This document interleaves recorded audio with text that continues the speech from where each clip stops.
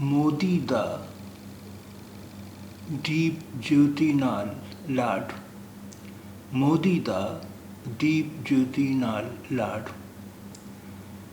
मोदी का दीप ज्योति से दुलार। मोदी दा दीप ज्योति नाल लाड। मोदी का दीप ज्योति से दुलार।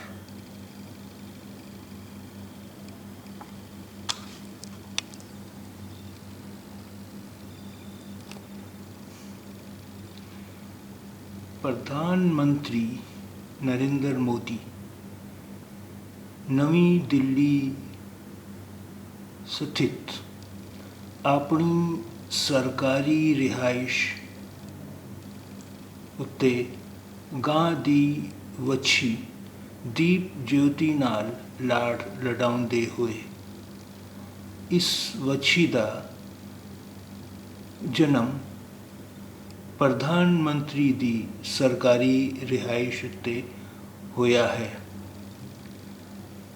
प्रधानमंत्री नरेंद्र मोदी नवी दिल्ली स्थित नई दिल्ली में वाक़ अपनी सरकारी रिहाइश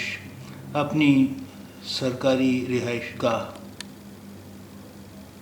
उत्ते पर गां दी वछी गाय के बछड़े दीप ज्योति से लाड लडाउंदे हुए प्यार दुलार करते हुए इस बछड़े का जन्म पैदाइश प्रधानमंत्री दी वज़ीर आज़म की सरकारी रिहाइश उत्ते होया है, सरकारी रिहाइश गाह पर हुआ है।